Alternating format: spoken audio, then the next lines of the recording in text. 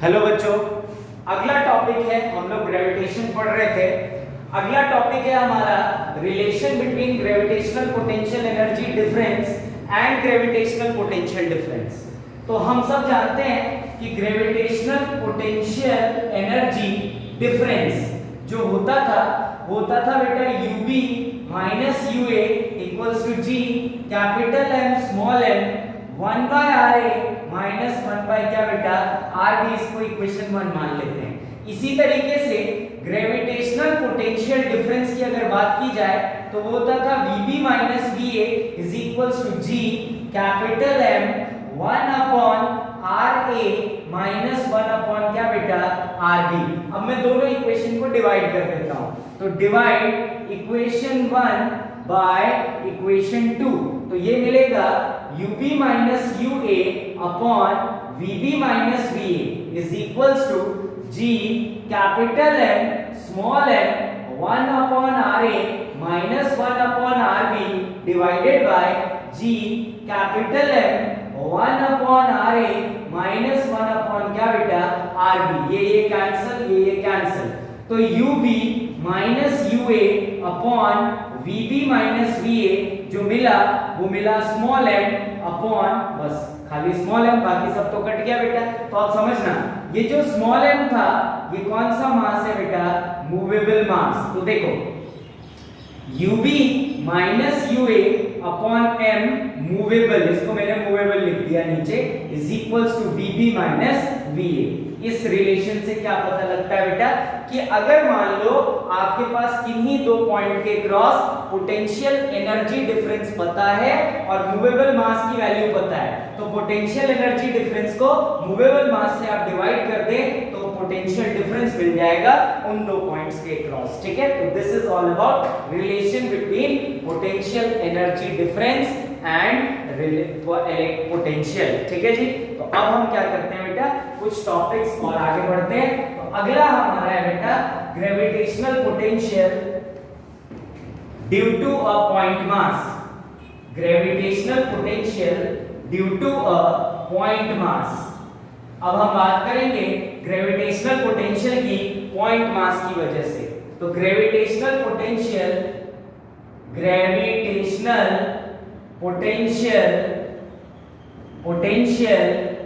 Due to a point mass.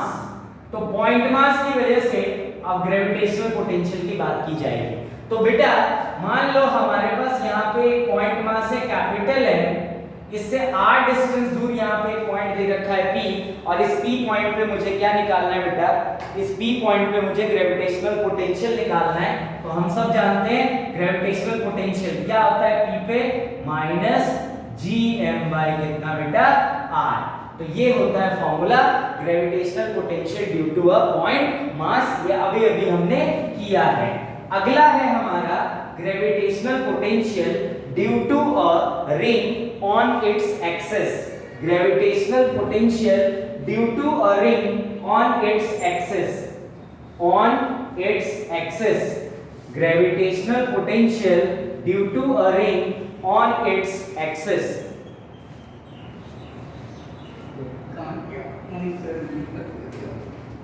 Gravitational potential due to a ring on its axis. Gravitational potential due to a ring on its axis. तो मान लो बेटा ये हमारे पास एक ring है इस तरीके का, और लेट सपोज रिंग का जो रेडियस है वो कैपिटल R है। लेट सपोज रिंग का रेडियस कैपिटल R, और एक्सिस ऑफ रिंग का मतलब होता है बेटा वो लाइन जो रिंग के सेंटर से पास हो। अब मान लो इस रिंग के सेंटर से x डिस्टेंस दूर हमारे पास एक पॉइंट है P, इस P पॉइंट पे ग्रेविटेशनल पोटेंशियल निकालना है ड्यू टू दिस रिंग। तो अब देखो बेटा हमें पॉइंट मास की वजह से ग्रेविटेशनल पोटेंशियल पता होता है, और ये जो रिंग है this is not a point mass, this is a continuous body. तो अगर कॉन्टिन्यूअस बॉडी है बेटा और तुमको पॉइंट मास की वजह से पता है, तो हम क्या करेंगे, ग्रेविटेशनल पोटेंशियल ड्यू टू अगर पॉइंट मास की बात की जाए तो पॉइंट मास होता है माइनस जी एम बाई कितना बेटा आर। तो अब अगर तुमको पूरा रिंग दिया हुआ है तो यहाँ रिंग में हम क्या करते हैं बेटा, छोटा सा मास ले लेते हैं, कितना m। ये छोटा सा मास जो है ये कैसे एक्ट करेगा बेटा, पॉइंट मास की तरह एक्ट करेगा। बाद में इसको इंटीग्रेट करके हम टोटल मास के लिए रिंग की वजह से पोटेंशियल निकाल देंगे। तो इसके बाद अगर मान लो ये एंगल थीटा, ये x या r, तो ये कितना आ जाएगा बेटा, under root x square plus कितना बेटा r स्क्वायर। अब सोचो अगर तुमने बिल्कुल जरा सा मास लिया है तो जरा से मास की वजह से जो ग्रेविटेशनल पोटेंशियल होगा वो भी बिल्कुल जरा सा होगा, मतलब dv is equals to minus G dm by कितना बेटा r। अब अगर मैं सबकी वैल्यू डाल दूं तो dv इज इक्वल्स टू क्या आ जाएगा, minus G dm by under root x square plus कितना बेटा r स्क्वायर। तो ये तो बिल्कुल जरा सा पोटेंशियल आ गया due to this elementary mass that is कितना बेटा dm for net potential, for net gravitational potential integrating both side. तो अगर अब मैं दोनों तरफ इंटीग्रेट कर दूं बेटा तो इंटीग्रेशन ऑफ dv माइनस जी, और देखो जो कांस्टेंट है उनको तो बाहर कर सकते हैं, तो x कांस्टेंट है मतलब ये डिस्टेंस कांस्टेंट है और रेडियस कांस्टेंट है, तो under root x square plus r square, अंदर क्या बच गया बेटा dm, तो v is equals to dm का m मतलब total mass of the ring, और कितना आ जाएगा बेटा, gravitational potential due to ring on its axis कितना आएगा, it is minus G capital M by r square plus क्या बेटा x स्क्वायर के साथ अंडर रूट। तो this is the value of gravitational potential due to a ring on its axis. अगली heading डालेंगे gravitational potential, write down gravitational potential due to a thin spherical shell. Gravitational potential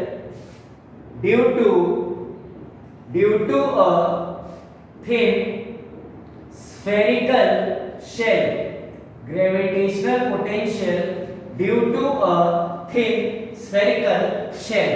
एक thin spherical shell की वजह से हमें gravitational potential जो है वो फाइंड करना है। तो देखो बेटा, ये मान लो हमारे पास एक spherical shell है, इस spherical shell का रेडियस लेट सपोज a है और ये इसका सेंटर x डिस्टेंस दूर, मान लो यहाँ पे पॉइंट P दे रखा है, इस पॉइंट P पे, अच्छा ये जो शेल है इसका टोटल मास दे रखा है बेटा कैपिटल M।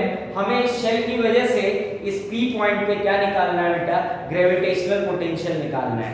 तो इसमें दो बातें हो सकती हैं बेटा, हो सकता है पॉइंट P इनसाइड लाई करे और हो सकता है पॉइंट P आउटसाइड लाई करे। तो सबसे पहले अगर बात की जाए तो अगर मान लो पॉइंट P आउटसाइड लाई करता है, तो देखो अभी तुमको बताया था मैंने, शेल थ्योरम क्या होता है बेटा, शेल थ्योरम होता है कि अगर बाहर से देखो किसी शेल को तो उसको शेल को क्या कंसीडर करना है बेटा, पॉइंट मास कंसीडर करना है, और उसका पूरा मास कहां पे होगा, उसके सेंटर पे होगा। तो पॉइंट मास की वजह से तो ग्रेविटेशनल पोटेंशियल पता ही है बेटा कितना होता है, v = -gm/r। r मतलब डिस्टेंस जो कि कितना है बेटा x। तो if P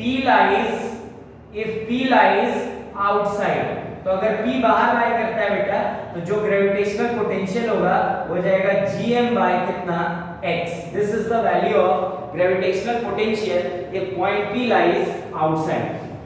अब अगर मान लो पॉइंट P इनसाइड लाई करता है बेटा, if point P lies inside, ये सीधे सीधे रिलेशन तुमको याद रखने हैं, प्रूफ की जरूरत नहीं है, सिर्फ तुमको सीधा सीधा रिलेशन क्या करना है बेटा, याद रखना है। तो अब अगर मैं बोलूं कि P lies inside, if point P lies inside, अगर P inside लाई करता है बेटा तो जो ग्रेविटेशनल पोटेंशियल की वैल्यू हो जाएगी वो जाएगी v is equals to minus gm by a मतलब याद रखना यहाँ पे a का मतलब क्या है, रेडियस ऑफ शेल, m का मतलब क्या है बेटा, मास ऑफ शेल। ठीक है जी।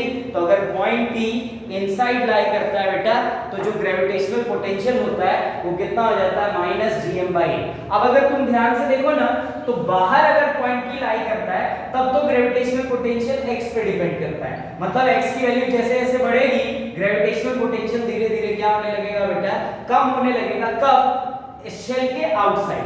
पर अगर शेल के इनसाइड देखते हो तो देखो मास तो शेल का कांस्टेंट, g कांस्टेंट, और a मतलब रेडियस ऑफ शेल वो भी कांस्टेंट। तो अगर p इनसाइड लाई करता है तो पोटेंशियल इनसाइड द शेल क्या होता है बेटा? Remains constant. Inside the shell जो ग्रेविटेशनल पोटेंशियल की वैल्यू होती है वो कैसी रहती है बेटा? कांस्टेंट रहती है। तो अब अगर मैं इसका ग्राफ बनाऊं तो देखो, इसका अगर ग्राफ बनाया जाए मतलब gravitational potential versus x for shell, gravitational graph of, heading डालो, graph of gravitational potential, graph of gravitational potential, graph of gravitational potential due to gravitational potential versus x for hollow spherical shell, तो देखो potential inside तो कितना आता था? -gm/a, और ये value क्या थी बेटा? कांस्टेंट। और पोटेंशियल आउटसाइड कितना आता है? देखो माइनस है इसलिए मैं नीचे बनाऊंगा ओरिजिन से, ये ओरिजिन है, ओरिजिन से नीचे वैल्यू नीचे वो होगा -gm/x, मतलब potential is inversely proportional to क्या बेटा? x।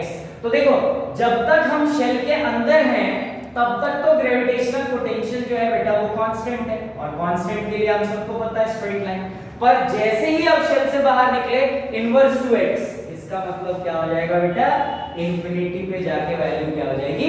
0 हो जाएगी। तो this is the graph of gravitational potential versus x for a hollow spherical shell inside and outside. अगली हेडिंग है हमारी gravitational potential due to solid sphere, gravitational potential due to solid sphere. तो सॉलिड स्फीयर क्या होता है बेटा? अंदर और बाहर दोनों से भरा हुआ होता है, बाहर का भी सरफेस और अंदर का भी सरफेस, मतलब वॉल्यूम होता है। तो नेक्स्ट हेडिंग डालेंगे gravitational potential, write down gravitational potential due to a gravitational potential due to a solid sphere, gravitational potential due to a solid sphere, gravitational potential due to a solid sphere, gravitational potential due to a solid sphere. तो मान लो हमारे पास एक solid sphere है बेटा, और इस solid sphere का radius मान लो a है, और हमें किसी पॉइंट p के ग्रेविटेशनल पोटेंशियल निकालना है। अब याद रखो सॉलिड स्फीयर और शेल में फर्क होता है, शेल खोखला होता है, सॉलिड स्फीयर फिल होता है बेटा। तो दो पॉइंट्स हो सकते हैं। केस 1 क्या हो सकता है बेटा? इफ p जिस पे पोटेंशियल निकालना है लाइज आउटसाइड, अगर p आउटसाइड लाई करता है तो मान लो ये p है और इसका ओरिजिन से डिस्टेंस x है बेटा, तो हम कह सकते हैं यहाँ पे x बड़ा है किससे? a से। दूसरा केस क्या हो सकता है बेटा? इफ p लाइज इनसाइड, तो इनसाइड अगर है तो इसका मतलब अंदर है p, मतलब x इज लेस देन क्या बेटा? a। तो सबसे पहले हम बात करेंगे इफ p लाइज क्या बेटा? आउटसाइड।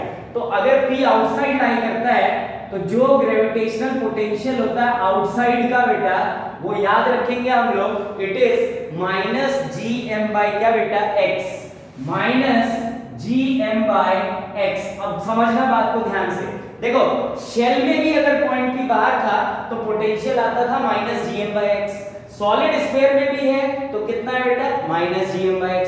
तो हम कंक्लूजन क्या ले सकते हैं कि अगर p, if p lies outside beta, if p lies outside then solid sphere acts like a shell, solid sphere जो है वो किसकी तरह एक्ट करता है बेटा? शेल की तरह एक्ट करता है। क्यों? क्योंकि इसका और उसका दोनों का पोटेंशियल क्या आता है बेटा? सेम आता है।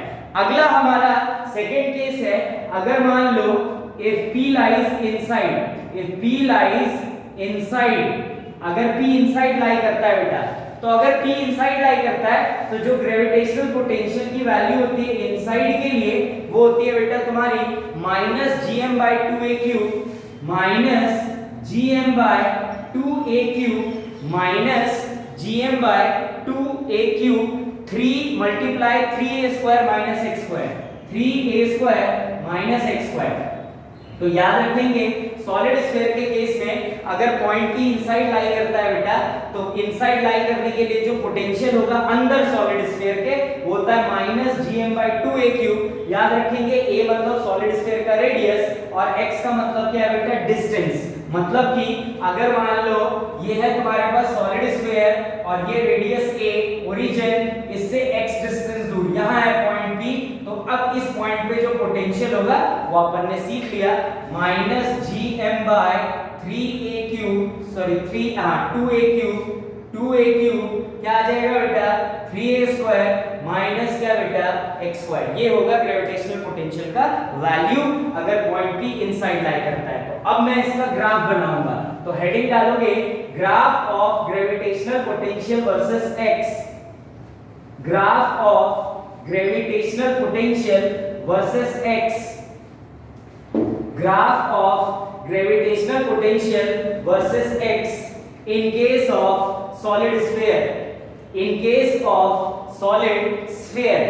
तो देखो बेटा, ये मान लो हमारे पास एक सॉलिड स्फीयर है जिसका रेडियस a है, ये है सॉलिड स्फीयर जिसका रेडियस a। अच्छा, पोटेंशियल की वैल्यू ना माइनस में आ रही है, इसलिए मैं नीचे की तरफ बना रहा हूं। अब देखो, अगर मान लो ये पॉइंट P सेंटर पे होता बेटा, तो v सेंटर की अगर बात करें तो x की वैल्यू कितनी हो जाती है, 0। तो v इज इक्वल्स टू क्या लिखते हैं, minus gm by 2a³ multiply 3a²। तो ये तो कैंसिल हो जाता है बेटा, तो कितना आता, माइनस 3gm बाय 2a। मतलब कि सेंटर पे जो पोटेंशियल की वैल्यू होती है वो कितनी होती है बेटा, माइनस 3gm बाय 2a। तो सेंटर पे पोटेंशियल वर्सेस x का ग्राफ तुम बना रहे हो, तो देखो जब तक हम अंदर हैं, जब तक अंदर हैं तब तक कुछ ना कुछ वैल्यू होगी बेटा, समझ में आ रही है बात। अब देखो यहाँ पे अगर सरफेस पे बात करें, मतलब पोटेंशियल ऑन सरफेस, तो सरफेस पे बात करोगे तो x और a दोनों इक्वल हो जाएगा बेटा। तो x और a अगर दोनों इक्वल हो जाएगा, x is equals to a, तो क्या लिख सकते हो, माइनस gm बाय 2a³ और इनटू 3a² माइनस a², तो ये तो 2a² आ गया। तो vs इज इक्वल्स टू कितना, minus gm by 2a³ multiply 3a² minus a², मतलब 2a², 2 से 2 कैंसिल, a से a कैंसिल, तो सरफेस पे कितना आएगा, माइनस gm बाय क्या बेटा, a। कुछ ना कुछ वैल्यू होगी, it is minus gm by a।